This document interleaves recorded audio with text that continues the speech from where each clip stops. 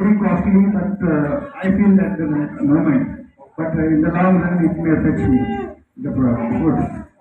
So it will help to everyone. Everybody is in your home. In case if they come across to this thing, your neighbors, or friends, or whoever it is, it will help to everyone. ಜೋರ್ ಚಪ್ಪಳೆ ಅಪ್ಪ ಹೇಳ್ತಿದ್ದಾರೆ ಅವ್ರು ಬಂದು ನಮಗೆ ಬೇರೆಯವ್ರು suggestion ಮಾಡಿದಾಗೆ ಸರಕಾರಿಗೆ ಬರೋಕ್ಕಾಯ್ತು. ನಮಗೂ ಸರಕಾರಿ ಬಗ್ಗೆ ಗೊತ್ತಿರಲಿಲ್ಲ, ಬಂದು ಆಪರೇಷನ್ ಮಾಡ್ಬೇಕಂತ ಒಂದು ರೀಸನ್ ಇತ್ತು. ಆದ್ರೆ ಬಂದು ನಾನು ಸರಕಾರಿಗೆ ಬರುವಾಗ ಒಬ್ರು ನಮ್ಮ ಫ್ರೆಂಡ್ ಹೇಳುವಾಗ ನಾನು ಬರೋದಕ್ಕೆ ಸಾಧ್ಯ ಆಯಿತು. ಅದೇ ತರನೇ ಏನಾದ್ರೂ ನಿಮ್ಗೆ ಈ ತರ ಪ್ರಾಬ್ಲಮ್ಸ್ ಇರುವಾಗ ಬಂದು ಬೇರೆ ಫ್ರೆಂಡ್ಸ್ಗೂ ಸಹ ನೀವು ಹೇಳಿ, ಯಾರು ಅಕ್ಕಪಕ್ಕದಲ್ಲಿ ಇರುವಂತಾರೆ ಅವ್ರಿಗೂ ಸಹ ಹೇಳಿ. ಅದು ಹೆಲ್ಪ್ ಮಾಡುವಾಗ ನಮ್ಮ ಅವ್ರ ಆರೋಗ್ಯನೂ ಸಹ ನಮ್ಮಿಂದ ಕಾಪಾಡೋದಕ್ಕೆ ಸಾಧ್ಯ ಆಗುತ್ತೆ ಅಂತ ಅಪ್ಪ ಹೇಳ್ತಾ ಇದ್ದಾರೆ. Okay, thank you.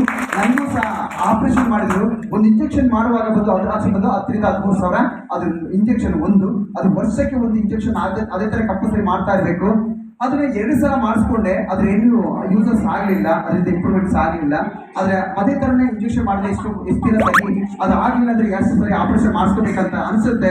ಅದನ್ನ ಆಪರೇಷನ್ ಮಾಡಿಸ್ಬೇಕಾಗತ್ತೆ, ಅದು ಆಗಿಲ್ಲ ಅಂತ ಹೇಳುವಾಗ ಆಪರೇಷನ್ ಮಾಡ್ಬೇಕಾಗತ್ತೆ ಅಂತ ಡಾಕ್ಟರ್ ಹೇಳಿದ್ರು. ಆದ್ರೆ ಸರಕಾರ ಹೇಳ್ತಿದೆ ಅದನ್ನ ಆಪರೇಷನ್ ಮಾಡೋ ಅವಶ್ಯಕತೆ ಇಲ್ಲ. 12 ವರ್ಷದಲ್ಲಿ ನಡೆದಿರುವಂತಹ ಈ ನೋವನ್ನ ಸರಕಾರದಿಂದ ಏನ್ ಮಾಡಿದೆ, ಗುಣ ಮಾಡಿದ್ಯಾ? ಅದು ನೋಡ್ರಿ 8 ದಿನದಲ್ಲಿ ಅದು ಗುಣ ಆಗಿದೆ.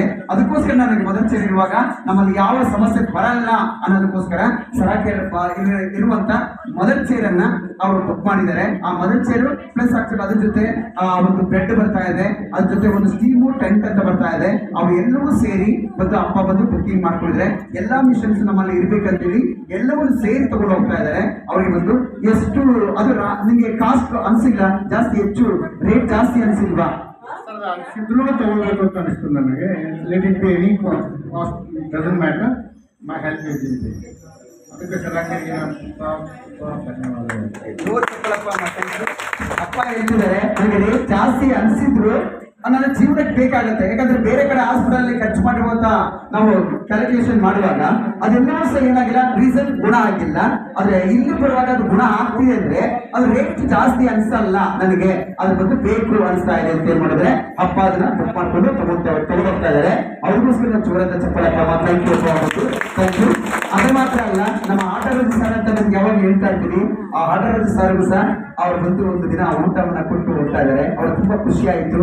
ಅವರೆಲ್ಲರೂ ಕೇಳ್ತಾ ಇದ್ರು ಆಟರಾಜ ಸರ್ಗೋಸ್ಕರ.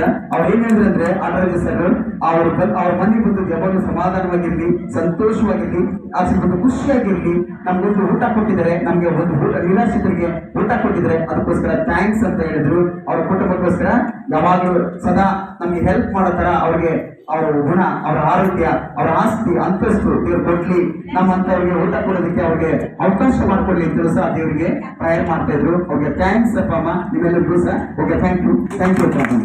ಇವತ್ತು ನಮ್ಮ ಸರಕಾರಿ ಬಂದು ನಿಮ್ಮ ಜೇಸುವನ್ನ ಬಂದು ಮೊದಲ ಜೊತೆ ಬಂದು